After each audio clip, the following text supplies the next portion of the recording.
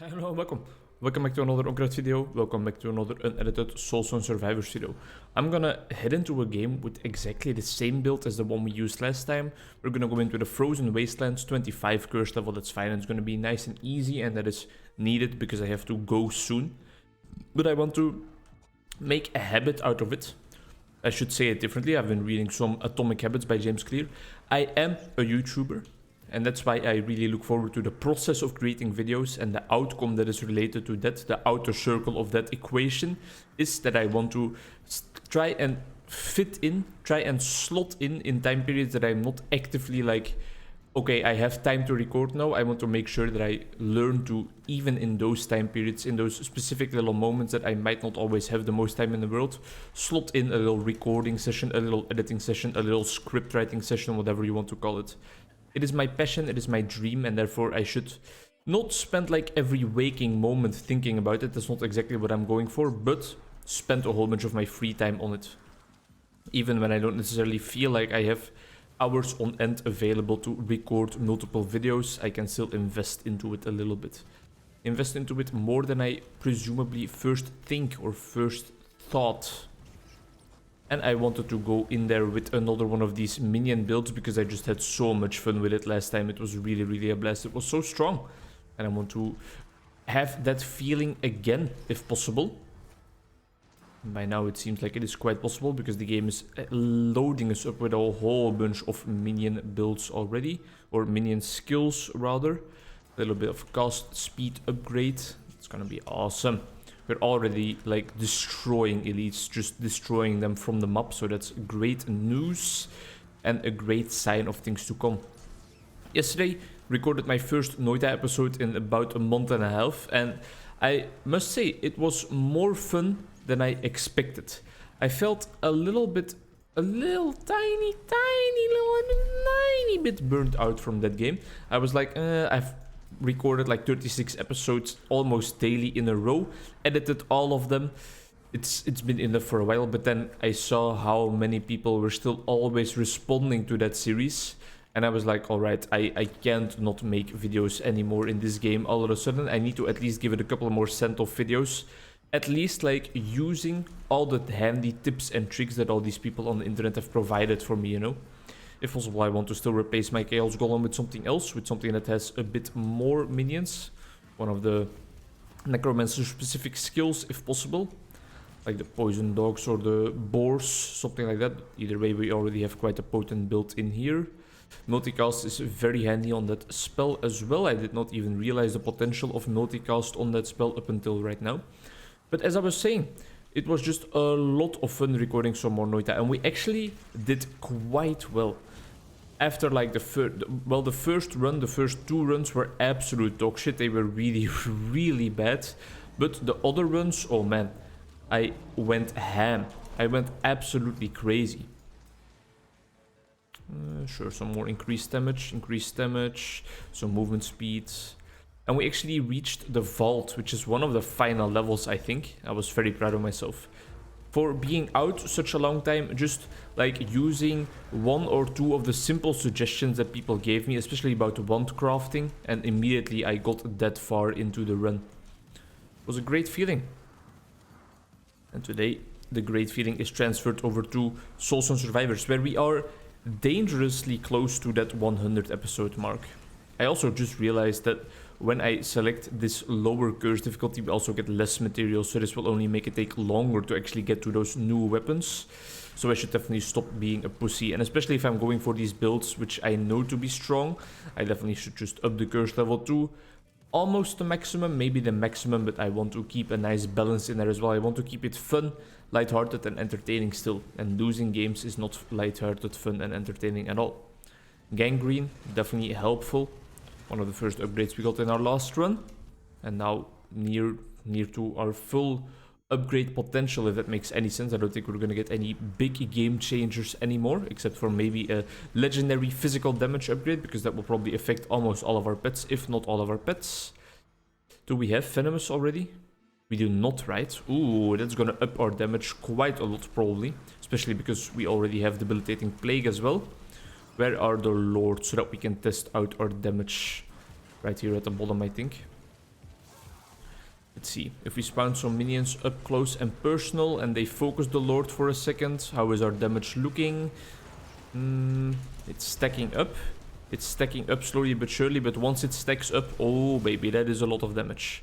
Some area is never wrong, never a wrong choice, except when you're playing with a purely missile build, but even then some area is always warranted. Increased damage, we don't really want any of these. Increased attack speed, don't really need increased protection. Touch of Ice is something we don't have yet. Hypothermia is exactly why I still take the slowing ability. A little bit more area upgrade, but I think now our area is already fine. And I think now it's just like riding out the rest of the run, very chill in a calm manner. And we don't need to invest that much energy or thought into it already. Now that we have the increased quantity on my Chaos Golem, I don't think I need to replace it. Because the main reason for replacing it was the low quantity, but the game answered my prayers. Had a nice day at work today. 3 clients.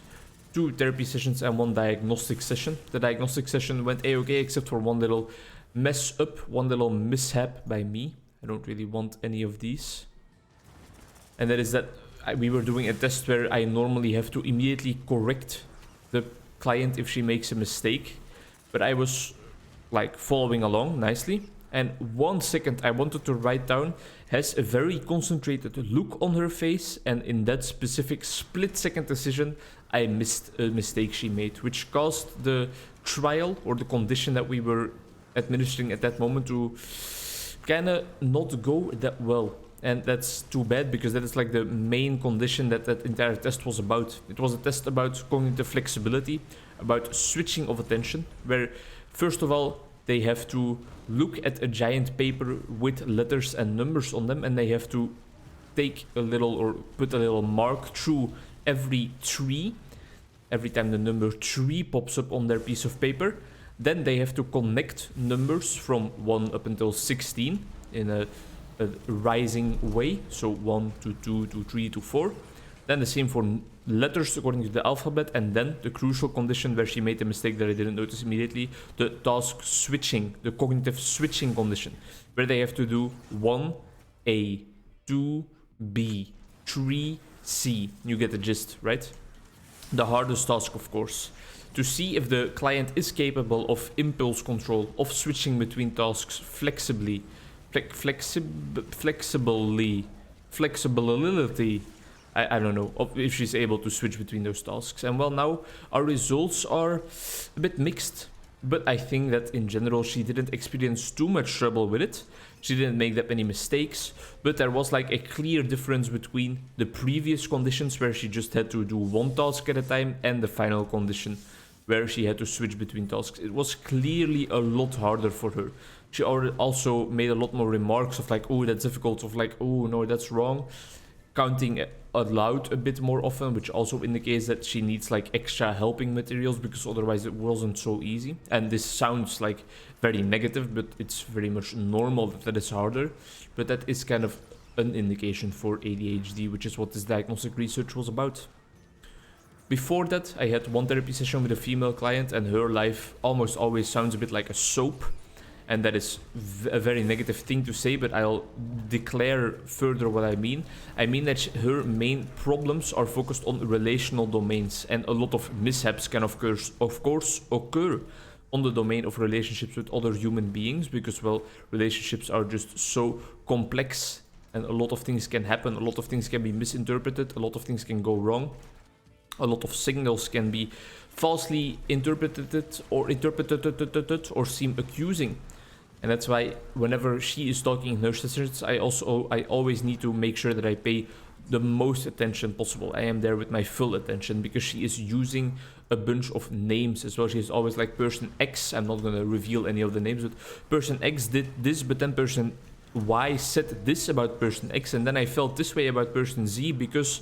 And you know, it's always like that. So it takes a lot of brain power to always remember every person in her story, remember which person she has talked about, what she has said about those persons at all, what type of relationship person X has with person Y, and stuff like that.